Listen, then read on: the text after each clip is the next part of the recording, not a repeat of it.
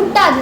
எம்மொழியாம் செம்மொழி உயிருக்கு உணர்வூட்டும் உடலுக்கு உறவேற்றும் வீரமான காது என்பதை கருவில் வளர்க்கும் மொழி. எம்மொழி கற்றவர் எவர் உரை கெட்டு போனதில்லை. எம்மொழி கண்டவர் பலரும் இது தன்மொழி என கண்டன. 2000 ஆண்டுகளுக்கு முன்பு முப்பால் கண்டது. 3000 ஆண்டுகளுக்கு முன்பே இலக்கணம் கொண்டது. 4000 ஆண்டுகளுக்கு முன்பே நாகரிகம் கொண்டது. வெறுமொழி அல்ல, இது வெறுமொழி அல்ல, இது ஒரு நாகரிகம். தமிழ் எனது நாகரிகம், தமிழ் எனது பண்பாடு, தமிழ் எனது கலாச்சாரம், தமிழ எனது வாழ்வியல். இது அறம் சொல்லி புறம் சொல்லி உறந்தந்த மொழி, அகம் சொல்லி புறம் சொல்லி எம் தரம் காத்த மொழி. உருவடும் மொழிகளைப் போல் புதையவில்லை, சார்பட்ட மரங்களைப் போல் சாயவில்லை, தரங்கெட்ட மனிதர்களைப் போல் தாழவில்லை என் தமிழ் மொழி. ஆனால் இன்று எங்கு போனது? எங்கே தொலைந்தது? மறந்து போனதா இல்ல இறந்து போனதா? தமிழ் எங்கே? தமிழன் எங்கே? என் வாழ்வில் நெறிமுறைகள் எங்கே? இன்று அகிலமான மொழிகளுக்கெல்லாம் அரிச்சுவடி என் மொழிக்கு இலக்கணம் கண்டு இலக்கியம் தந்த என் குலம் எங்கே? அறம் செய்ய விரும்ப 60 சினம் என்று சொல்லி தந்த நம் பண்பாடு எங்கே? மரப்பாச்சி பொம்மை என மதற்கு மாறாப்பை போட்டு விளையாடி கொடுத்த நம் கலாச்சாரம் எங்கே? ஆங்கிலம் தான் உயர்ந்தது, ஆங்கில கல்வியை உயர்ந்தது என்று தமிழ் ஏற்றுக்கொண்டானோ அந்த புள்ளியில் தொடர்ந்து போனது நமது பாரம்பரியம். அதில் இருட்டணைப்பு செய்யப்பட்டது நமது வாழ்வு என்று மடிமங்கள் அடிமை மோகம் என்று கூறியது போன்று அடிமைத்தனத்தில் மோகம் கொண்டு ஆங்கில நாகரிகத்தில் மோகம் கொண்டு தன் சுயத்தை இழந்து சூரியமாக நிற்கின்றான். இப்பொழுது புரிகிறதா?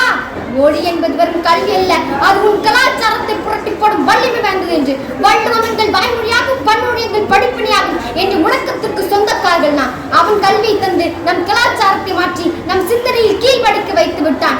அவன் மொழி கற்பித்தான், அவன் உணவை உண்பித்தான், அவன் வழியை திணித்து விட்டான். அவன் தத்த முட்டை கோழியாகும், ஆனால் கோழி முட்டையிடாது. அவன் திருப்பியால் தக்காளி வரும், ஆனால் அதில் விதை இருக்காது.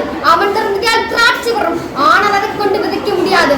அவன் தரும் உனக்கு பால் தரும், ஆனால் அது சினையாவதற்கு அவன் தான் முட்டி தருவான். முட்டையில் தொடங்கி விதையில் வளர்ந்து பாட்டில் நிற்கிறவன் அரங்கேற்ற திட்டம் நாளை நம்மில் நிற்கும். மாற்றுக்கு மாத்திரமல்ல ஊசி நமக்கும் தயாராகி கொண்டுதான் இருக்கிறது. வேடிக்கை பார்க்க தயாரா அல்லது தமிழர்களின் வீரத்தை காக்க தயாரா? இதுவரை நாம் கற்றது கல்வி அல்ல, இதுவரை நாம் வாழ்ந்தது வாழ்க்கை அல்ல, இதுவரை நாம் கொண்டது நம் கலாச்சாரம் அல்ல. எங்கோ கலைத்து விட்ட நம் கலாச்சாரத்தை இன்றே மீட்டெடுக்க நம்மில் ஒவ்வொருவரும் ஒன்றுபடுவோம். தமிழர் என்பதில் பெருமிதம் கொள்வோம். தமிழ் வாழ்வில் கொண்டு நலமுடன் வாழ்வோம். வாழ்ந்தாலும் தமிழுக்கும் தமிழர்களுக்கும் வாழ்வேன், வளைந்தாலும் நெளிந்தாலும் தமிழ் பொருட்டே ஆவேன்.